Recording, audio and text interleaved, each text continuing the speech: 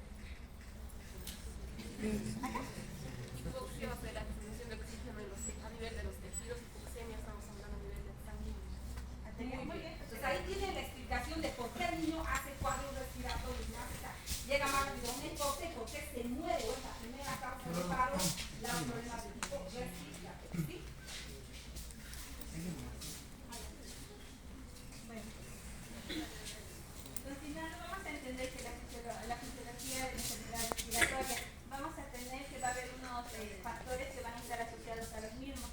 La primera va a ser la resistencia de las vías aéreas.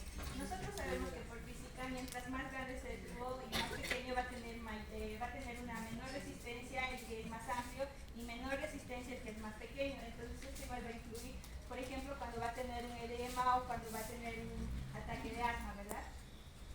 Y la distensibilidad pulmonar, esto va a ser relativo a que la rigidez si va a ser mayor o menor de los pulmones y también de la caja torácica. Es importante ya que si va a tener menor distensibilidad, no va a poder expandirse adecuadamente y pues va a provocar, ¿no? También el uso de los músculos accesorios y también vamos a tener un control del sistema respiratorio central afectado, ya que no solamente es autónomo, ¿verdad? Es autónomo la respiración, que va a estar controlada por el tronco y los quimiorreceptores. Ahora vamos a saber identificar los problemas respiratorios por su gravedad, es decir, la dificultad respiratoria. Vamos a tener como concepto... A ver, ellos que hagan el concepto. ¿Quién me dice cuál es la diferencia entre dificultad respiratoria e insuficiencia respiratoria? ¿Tienen premios todavía? Sí. Esto es importante, que tienen que aprender a diferenciar, porque se supone que uno tiene más tiempo de actuar, pero el control no tiene tiempo, porque si no hace rápido las cosas, puede ser paro respiratorio. Entonces, ¿cuál es la diferencia entre dificultad respiratoria e insuficiencia respiratoria? ¿Nadie quiere ganar premio? Pues es solo el aumento del trabajo respiratorio. Es la primera parte de un problema respiratorio. Pero en cambio la insuficiencia, ¿qué pasa? No hay suficiente oxigenación. Ya se altera la oxigenación, ya se altera la ventilación. Entonces es una alteración en la difusión de gases que se va a manifestar en el niño desde alteración de conciencia, desaturación, que son los datos más importantes, ¿no es cierto? Entonces esa es la diferencia. Quiero mi premio. El niño que tiene dificultad respiratoria es un niño que todavía está gozado, pero sí su mecánica respiratoria está aumentada. Pero en cambio de la insuficiencia ya hay una manifestación por esa mala difusión de gases. Adelante. Bueno, como bien estaba diciendo la doctora, como concepto de dificultad respiratoria vamos a tener que es este aumento del esfuerzo al respirar, ¿verdad? En este caso vamos a encontrar al niño que aún va a estar consciente, va a estar alterado, va a estar respetuoso. Vamos a encontrar como signos clínicos una taquipnea, mayor esfuerzo respiratorio, taquicardia, una piel pálida y fría y cambios también en los niveles de conciencia que va a estar alterado. En cambio, la insuficiencia respiratoria va a ser el desequilibrio entre oxigenación y una ventilación inadecuada. Esto va a tener signos clínicos que van a ser los iniciales, que van a ser parecidos a los de una dificultad respiratoria como taquipnea, taquicardia y aumento de la frecuencia respiratoria. En cambio, los finales ya vamos a ver que va a tener bradipnea, apnea y uno de los signos más importantes de la insuficiencia respiratoria como signos finales es el cambio de conciencia. Es decir, que si el niño empieza a... Al principio lo vamos a ver en la dificultad respiratoria, lo vamos a ver inquieto, movedizo, ¿verdad? En la insuficiencia respiratoria ya lo vamos a encontrar decayendo poco a poco es un signo inminente de alarma. Ahora vamos a identificar los problemas respiratorios por su tipo. Vamos a encontrar, como le estábamos diciendo al principio del seminario, los superiores, de las vías aéreas superiores, inferiores, pulmonares y también del sistema nervioso central. Entre estos vamos a encontrar primeramente la obstrucción de la vía aérea. ¿Cuándo sabemos que la vía aérea superior está obstruida? Por el estridor. Estridor, escucho estridor, esa vía aérea está obstruida, ¿no es cierto? Quiero premio. Ok. Sí, el sonido de... Profesor de arquitecturas.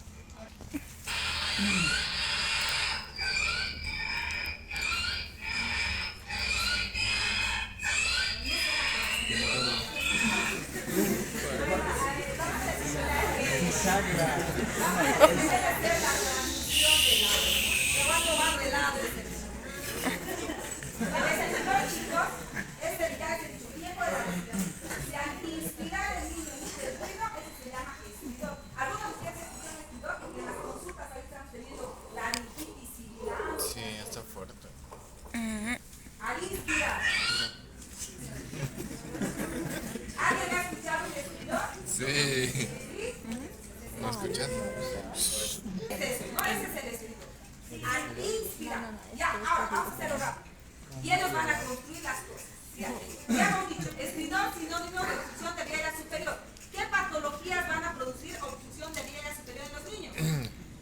Inflamación de la glotis. Vía aérea superior. ¿Qué es vía aérea superior? Todo lo que está arriba. Laringitis. Laringitis. Laringitis. Infecciosas en orden. Laringitis, la más común. Después, Faringomidalitis. la faringomidalitis tiene que ser que ocupe la nariz. Obstruye eso y eso sí da dificultad para mí. Inflamación de la glotis. Alergias. La epiglotitis, muy bien, es otro proceso infeccioso que ustedes ya no van a ver porque la produce Haemophilus influenza. Como ya se vacunan, ustedes saben muy bien eso por el país, ya lo vemos. Otras que no sean infecciosas agudas, donde el niño estaba sanito y de golpe tiene dificultad para respirar. Cuerpo extraño. Y otra causa donde el niño también es sanito y tiene dificultad para respirar. Muy bien, alergia. ¿No? Por eso necesitamos el sample. Puta, quiero mis premios. ¿Dónde están mis premios? Infecciosas, alérgicas y cuerpo extraño de problemas de vía aérea superior. ¿Sí? Siguiente. Vamos. Tenemos la obstrucción de vías aéreas inferiores, las causas, bueno, vamos a hablar de la tráquea, los bronquios y entonces vamos a encontrar que las causas van a ser un asma o una bronquiolitis en los niños principalmente. ¿Cómo van a diferenciar un asma de una bronquiolitis? Las sibilancias. Ay, los dos sirvan, no hemos dicho que los dos. Aplazar. Habíamos dicho que la sibilancia, cuando escuchas sibilancia no tienes previo. Cuando escuchamos sibilancia es una función del miembro inferior. Y cuando se escuchan sibilancias, ambos, pues, es la bronquiolitis. ¿Cómo van a saber si es asma o es bronquiolitis? Depende cuántas veces. De solo verle, porque tenemos que hacerlo o en la evaluación inicial o en la evaluación primaria, sin haber hecho el sample. Secreción. ¿Qué dices tú? Tiempo de Pero es lo mismo. Sibilancia, puede ser agudo o súbito. A mí me gusta estudiar, ¿qué te digo? De 2 años. Entonces un niño que le llega menor de 2 años silbando, lo más probable es que sea una bronquiolitis. Y si es un niño más grande, un preescolar, va a ser un asma. Por otro lado, al niño lo van a ver con moco, caliente, cuando lo van a tocar, esté estornudando, está tosiendo, pues es una bronquiolitis. ¿No es así? Listo, muy bien. Siguiente. A ver, escuchen. Bueno, aquí tenemos un paciente con bronquiolitis. Lactante con bronquiolitis. A ver, pero si se pone el chupón, ya no podemos escuchar nada, ¿no? Lactante con bronquiolitis.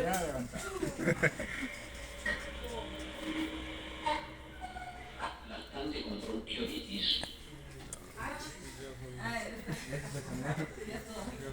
No se escucha bien, ¿no? Este es un niño. Pero la auscultar, ustedes saben escuchar ¿no? Siempre en la expiración, ese ruido silbante, ese sonido silbante, y en la expiración. Eso parece más. Que van a ser causadas por neumonías o problemas pulmonares o también por contusiones, toxinas. Aquí vamos a tener como signo estertores y también el quejido. Estábamos al principio diciendo qué es el quejido, ¿verdad? Es el cierre prematuro de la glotis. Esto va a ser un sistema compensatorio para que los alveolos no logren colapsar y puedan mantener una presión positiva en los pulmones. Entonces es un sistema compensatorio de los quejidos. ¿Escucha? El video, por favor.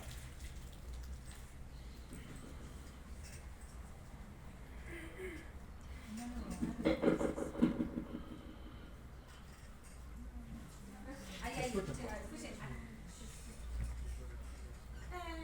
Parece una tortuguita. Ese es el que digo. A ver, ustedes tratan de hacer ese. La tortuguita de... Cierre parcial de la glotis, ¿para qué? Para tratar de abrir sus alveolos que están ocupados. Pero parece. Entonces eso es un problema de parénquima pulmonar. ¿Sí? ¿Qué patología produce? Infecciosas, neumonías. ¿Qué más? Síndrome de condensación. Que no sean infecciosas. Ahí están los casos. Como la telestasia, no. Edema agudo de pulmón. ¿Qué más? Por tóxicos, las neumonitis químicas. ¿Ya? Entonces, todo paciente que tiene quejido, su problema está en parénquima pulmonar. Pues ya de ahí tienen que ver ustedes cuál de los problemas de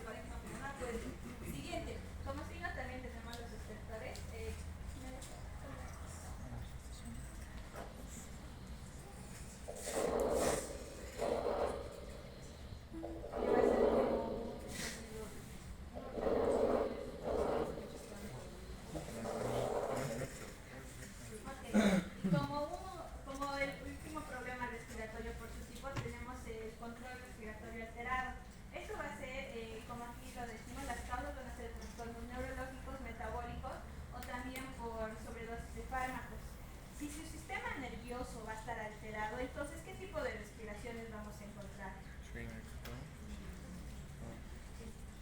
¿Qué patologías hacen que el centro de la respiración no comande para que se expire el paciente? Ese es control anormal de la respiración, quiere decir que el sistema nervioso está fallando por algún motivo, ya sea central o periférico. ¿Qué patologías? Meningitis, muy bien, la meningitis produce infección del sistema nervioso, puede producir edema cerebral y hay un control anormal de la ventilación. ¿Qué otras patologías? Más comunes en niños escolares que manejan bicicleta, que van con patines. Sí, ni me quería acordar. Pues traumatismo craneoencefálico. ¿Qué otras patologías más? Hipertensión endocrinal puede ser por TEC. Niñas adolescentes que se han aplazado, se han peleado con su mamá. ¿Qué hacen últimamente? ¿Qué hacen las niñas que se aplazan? Van a ver fines de año, noviembre, diciembre, se pelean con su mamá. ¿Alcohol? Intoxicaciones, se toman alprazolam, se toman medicamentos, depresores del sistema nervioso. Hay depresión del sistema nervioso, no se controla la respiración. Ahora, al que me diga qué patología que no compromete el estado de conciencia del niño, pero el niño no puede respirar, es un niño que te habla, te dice no puedo respirar, ¿dónde está su problema? ¿Qué problema es ese? No puede, es un control anormal también de la respiración, él no puede respirar, pero él está consciente. En estos otros estaban inconscientes, ¿no es cierto? Por intoxicación, por trauma, por lo que quieran. Pero en este otro el niño les habla, dice no puedo respirar, les contesta, no puede respirar. ¿Qué patologías pueden dar eso? Estoy diciendo un control anormal de la respiración. Estamos hablando de la parte neurológica. Por ahí te vas. Miastenia gravis. ¿Qué otra patología más? Ascendente. Muy bien, Guillermo. Esas patologías dan control anormal de la respiración. En consecuencia, ¿cuál creen que va a ser el tratamiento de todos estos niños? ¿Una maniobra avanzada de respiración o será que los vamos a poder controlar solo con oxígeno por mascarilla? No, porque ya es un control central. Tecleado, 8 menos de 8 de grado se intuba. Entonces casi todos estos niños van a tubo. El Guillain Barré igual, porque él ya no puede ejercer la respiración por el daño periférico de lo que son la inervación. Entonces hay que intubarlo. Toditos acaban en intubación. ¿Sí? Pero tienen que saber reconocer. Este se va a caracterizar por un niño con estado de conciencia alterado, respiración superficial, lenta y obviamente, repito, conciencia alterada. ¿No? Muy bien. Bueno, como los signos ya los estábamos mencionando, va a tener episodios de bradipnea, taquipnea, va a tener un esfuerzo respiratorio variable, ya que sus centros están alterados. Vamos a seguir con esto. Entonces, resumiendo, ya el shock ya va a ser más fácil. Y lo hacemos en conjunto, rapidito, ¿ya? ¿Cuáles son las 4 causas de problemas respiratorios en los niños? Nos ha mencionado su compañera. ¿Cuáles son? 4 problemas respiratorios grandes que producen hipoxia o hipoxemia en el niño. Estridor. ¿Estridor qué es? Sinónimo de obstrucción aérea superior, primera causa. Sibilancias, ¿qué es? ¿De qué me habla? Obstrucción aérea inferior. Quejido, ¿de qué me habla? Parénquima pulmonar. ¿Y el último cuál era? Control anormal de la respiración. Son los 4 grandes grupos que producen problemas de hipoxia o hipoxemia en el niño y puede llevar a dificultad o insuficiencia respiratoria. Ok, ahora el shock. Rapidito, ya. Entonces vamos a resolver 2 casitos y ahí terminamos. Vamos a intentar hacerlo rápido. ¿Cómo que no sale nadie de aquí hasta que no? Entonces, Dale ya, chicos, con tu para juego. irnos antes de Confío en ti. Ya. La definición de shock es una perfusión ineficiente en los tejidos, ¿cierto? Entonces no va a poder satisfacer el requerimiento metabólico ni de oxigenación tisular. Por lo tanto, todos los tipos de shock van a afectar a los órganos vitales. En los niños, se va a caracterizar por tener un gasto cardíaco disminuido. A nivel del cerebro va a haber una disminución del estado de la conciencia. A nivel renal puede haber una oliguria o una disminución del filtrado glomerular. Y hay que tener en cuenta que no todos los tipos de shock van a estar relacionados con una hipotensión.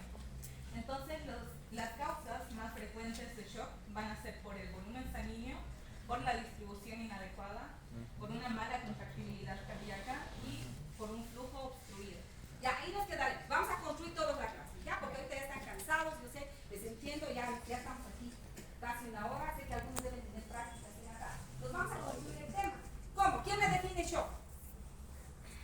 ¿Está ahí? ¿Cómo se define shock? No sé. Como un estado de mala perfusión o una perfusión inadecuada, donde no llega a la célula lo más importante que es, ¿qué cosa? Oxígeno. ¿Para qué necesita oxígeno la célula? Para funcionar bien. Producir ATP, ¿no es cierto? Oxígeno y glucosa son los dos elementos bien importantes. Entonces, al no haber oxígeno en la célula, ¿esta qué hace? Forma lactato. Hace metabolismo anaeróbico y empieza a generar lactato. Piruvato. Y el lactato es dañino para las células porque va produciendo apoptosis. ¿A qué me voy con esto? Si ustedes no rescatan rápido al paciente con shock, más lactato, más daño tisular, más órganos se dañan y fallo mitocondrial. ¿Sí? Entonces, tienen que reconocer el shock en etapa temprana, rescatar, mejorar rápido esa perfusión sanguínea, hacer que rápido llegue el oxígeno a las células y la glucosa igual y sacarlo del shock anímico. Entonces, ¿qué tenemos que aprender? A reconocer el shock en etapa temprana, cuando todavía el paciente está normotenso. Sé que muchos de ustedes han aprendido que solo el que tiene hipotensión tiene shock. Yo lo he aprendido así también, pero es el error más grande. En niños no es así, el adulto sí, porque el adulto rápidamente hace hipotensión, pero el niño no. ¿Ok? ¿De qué depende el gasto cardíaco? Frecuencia cardíaca por volumen sistólico. Cardíaca por Volumen sistólico. volumen sistólico. Tienes esa gráfica, pásala un poquito. Por volumen, ¿dónde está el gasto cardíaco por el volumen sistólico? Ok. Entonces, ¿de qué depende el gasto cardíaco? De la frecuencia cardíaca por el volumen sistólico. Entonces, si baja el gasto cardíaco, ¿cómo compensa el organismo? Taquicardia. Entonces, ¿cuál es el primer signo, un signo precoz de shock? La taquicardia. Sin ser un signo patognomónico. ¿Saben lo que es patognomónico, no es cierto? No quiere decir que es único, que todo el que tiene taquicardia tiene shock. No, porque la fiebre, el dolor y otras causantes o causales pueden hacer que no esté taquicardia. Pero si esa taquicardia va unido a mala perfusión, eso es shock. Ahora, mala perfusión de tejidos. ¿Cuál es el tejido más grande de nuestro organismo? Piel. Piel. ¿Cómo se manifiesta la mala perfusión de la piel? Vasoconstricción, palidez, frialdad, relleno capilar, retardado. ¿Cómo se manifiesta en la respiración? ¿Qué empieza a hacer el organismo cuando ve que ha caído el gasto cardíaco también? Empieza a respirar más rápido. Hay taquipnea, pero sin dificultad respiratoria. Si ven a ese niño que está taquineco, pero no con retracción subcostal y intercostal, puede que no sea pulmonar, ¿sí? Que más bien sea un signo precoz también de shock. Ya vamos. Taquicardia, taquipnea, piel fría, pálida, veneno capilar retardado, signos precoces de shock. ¿Sí? Ya después, cuando los mecanismos han cedido y el niño ya no puede más controlar, ¿qué va a pasar? Va a bajar la presión arterial. Entonces, el hecho de que un niño le encuentren con todo lo que hemos mencionado, más hipotensión, estamos hablando de un shock descompensado, un shock hipotenso, que es el que necesita que lo reanime más rápido todavía que el shock compensado. Porque si no lo reanimo con líquidos inmediatamente, va a entrar en paro. ¿Sí? Entonces, por eso tiene que aprender a reconocer el shock en etapa temprana. ¿Cuántas clases de shock hay en pediatría? 4. 4. Y a eso me iba con esto. ¿De qué depende el volumen sistólico? Precarga, contractividad, postcarga. Precarga, ahí está la chanchulla. Contractibilidad y postcarga. ¿Por qué es importante esto? Porque en cada uno de los shocks que ustedes conocen, uno de ellos está alterado. Y si ustedes saben cuál es el que está alterado, van a saber cómo manejarlo. Por ejemplo, ¿cuáles son los tipos de shock que existen? El más común y más frecuente en pediatría, ¿cuál será? Hipovolémico. ¿Cuál está alterado en el shock hipovolémico? ¿La precarga, la contractividad o la postcarga? Precarga. Precarga. ¿Qué necesita ese niño? Agua. Líquido, Líquido. líquido, mejora la precarga y ese paciente va a salir de su shock, ¿no es cierto? Siguiente, otro tipo de shock. Cardiogénico. Cardiogénico, de obvio que está alterado en el shock cardiogénico. Esta precarga, la contractividad o la postcarga. La contractividad. Entonces el niño que necesita mejorar el hemostático. Muy rara vez va a necesitar líquido. Si necesitas muy poco, muy diferente al hipovolémico. Siguiente shock, ¿cuál es el otro? Obstructivo. Obstructivo. ¿En qué consiste el shock obstructivo? ¿Quién me dice? Sí. No, tú no, porque Postcarga, no sé. no deja al corazón eyectar, no deja que salga el volumen sistólico. ¿Qué patologías van a producir eso? Fiebre reumática. propias del corazón, como pericarditis, taponamiento pericárdico, y que no sean propias del corazón, ¿cuáles? En el pulmón, ¿qué patologías? Neumotórax, derrames masivos, todo eso van a ocasionar shock obstructivo. ¿Cuál va a ser el manejo? Solucionar las causas que ha producido la afección. Pericarditis, taponamiento, saco el líquido, derrame de saco el líquido, neumotórax, saco el aire, y tenemos resuelto el caso, mientras estoy pasando también líquidos, mientras resuelvo el caso.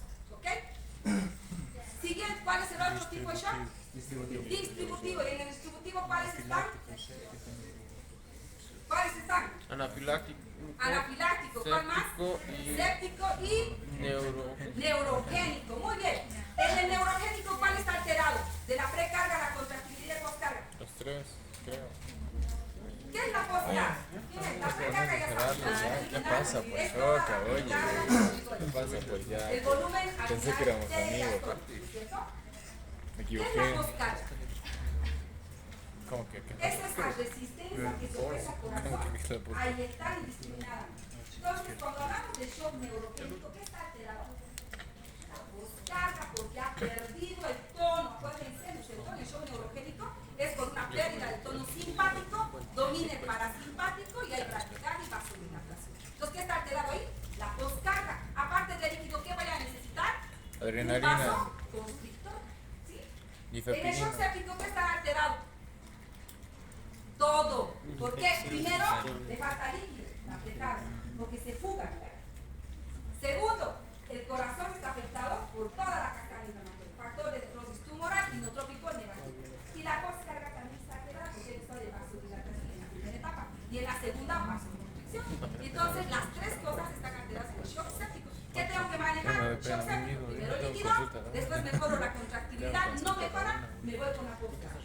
Desde usar adrenalina, noradrenalina para subir la presión arterial, dependiendo qué shock tengo, frío o caliente. Y finalmente el shock anafiláctico, ¿no ven? En el anafiláctico, ¿qué está alterado?